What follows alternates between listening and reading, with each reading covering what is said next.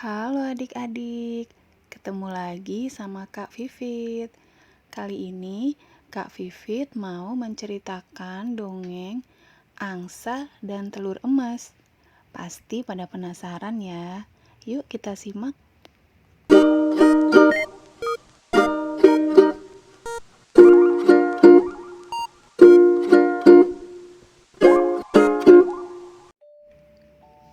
Pada suatu hari, seorang petani membawa seekor angsa pulang ke rumahnya.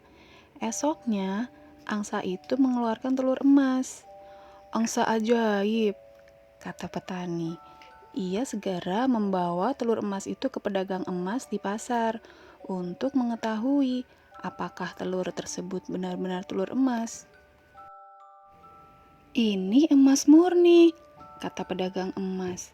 Pedagang tersebut membelinya dengan uang yang sangat banyak.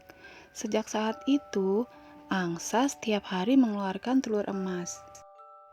Kini, petani telah memiliki selusin telur emas.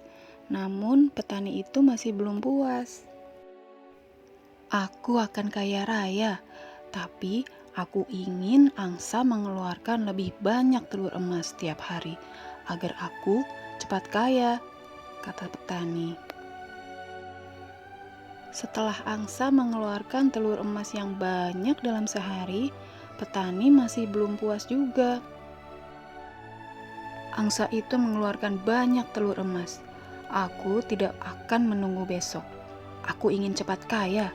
Aku akan menyembelih angsa itu dan mengambil seluruh emas dalam tubuhnya," pikir petani. Petani itu akhirnya menyembelih angsa. Namun, betapa kagetnya dia. Alih-alih menemukan banyak telur emas, justru dia tidak menemukan satu pun di dalam tubuh angsa. Kini, petani hanya bisa menyesal karena serakah dia telah menyembelih angsa. Andai saja dia tidak menyembelih angsa itu, pasti masih bisa mendapatkan telur emas. Itulah akibat dari keserakahan.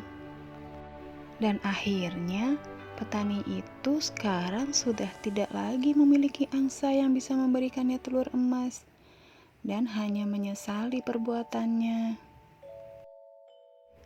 Nah, adik-adik, pesan moralnya adalah dari cerita ini mengajarkan kita untuk tidak menjadi orang yang serakah dan menjadi orang yang pandai bersyukur.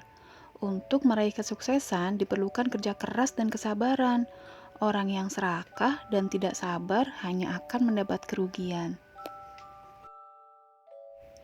Jadi adik-adik yang pintar, mulai sekarang mari kita belajar untuk tidak serakah dan belajar untuk selalu bersyukur.